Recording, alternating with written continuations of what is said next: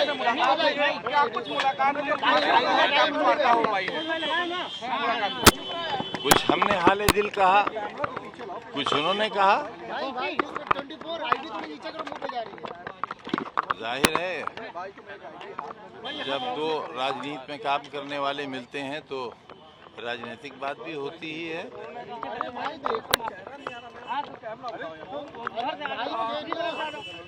अब मुझे आप इजाजत दें तो मैं चला जाऊं। आज मुलाकात हुई है, दूसरे फेज का बिहार में चुनाव है, क्या उस चुनाव में आप जाएंगे?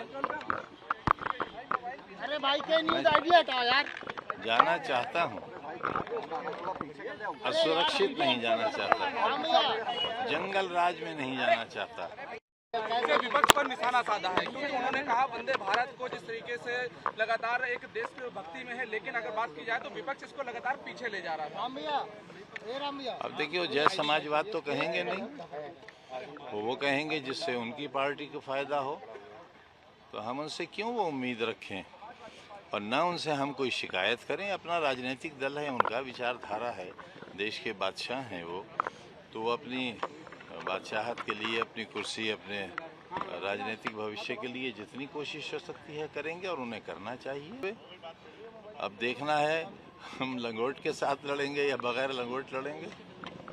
बात लंगोट की कर रहे हैं सर, आने वाले समय में समाजवादी पार्टी का जिस तरह से पीडीए चल रहा है उसी को लेकर के तमाम लोग गले लगा रहे हैं कि आजम खान की जो तलकियां हैं अखिलेश यादव से वो अभी दूर नहीं हुई है, कहीं न कहीं उनके दिल में।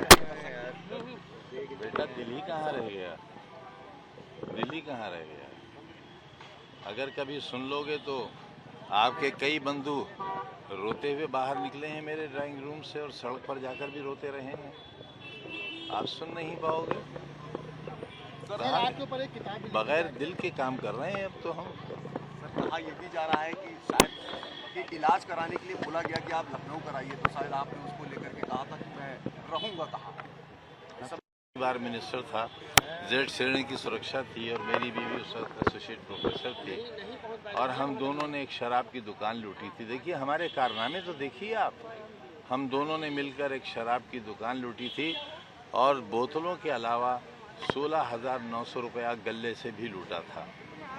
तो हम तो गिनीज बुक में भी पता नहीं हमें कहाँ जगह मिलेगी जब हमारा इतिहास लिखा जाएगा, तो उसमें भी हम सजा के मुंतज़िर हैं।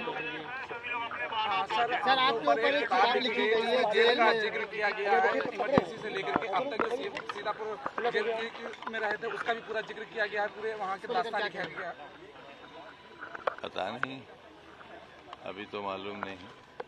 सर यूपी में योगी सरकार किस तरह काम कर रही है, उसको कैसे देखते हैं? देखते ही नहीं है, चश्मा लगा रखा है। देखेंगे तो दर्द होगा, दर्द होगा तो चल नहीं पाएंगे। सर कोई भी प्रदर्शन होता है उसमें जय श्री राम का नारा, जय बजरंग बली का नारा लगाया जाता है, क्या कहना चाहेंगे इस नारे के लिए? बहुत बुरी बात है, लेकिन कोई नारा किसी में दहशत पैदा करने के लिए ना हो। ये तो मैंने 20 बरस पहले कहा था कि अगर किसी मुसलमान मोहल्ले से नाराए तकबीर अल्लाह अकबर कहा जाए इसलिए कि बराबर हिंदू मोहल्ले के बच्चे सोते हुए सहम जाएं और उठ जाएं, तो ये नारा इस्लाम का नारा नहीं होगा। ठीक उसी तरह अगर हर हर महादेव का नारा इसलिए लगे कि मुसलमान दहशतज़दा हो जाएं तो भी सही नहीं होगा। नारेबाजियां चली, नारेबाजियों को लेकर के स्वामी प्रसाद मौर्य जी ने एक बयान दिया था जिसमें उन्होंने कहा था कि लोगों को लाइसेंस मिल गया है दंगा करने के बाद जय श्री राम की नारेबाजी करने का।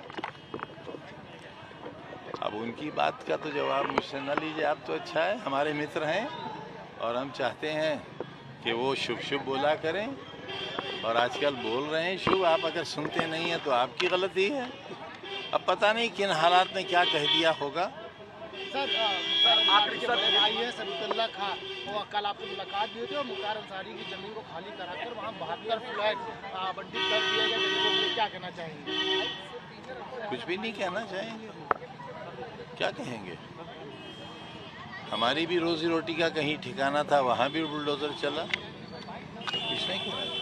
2027 के चुनाव को लेकर के अखिलेश यादव लगातार पीडीए को लेकर के सक्रिय हैं। पीडीए पंचायत भी किया गया, पीडीए को लेकर के आपकी क्या राय है सर, क्या कुछ कहेंगे? 27 में क्या और कुछ भूमिका होगी आपकी?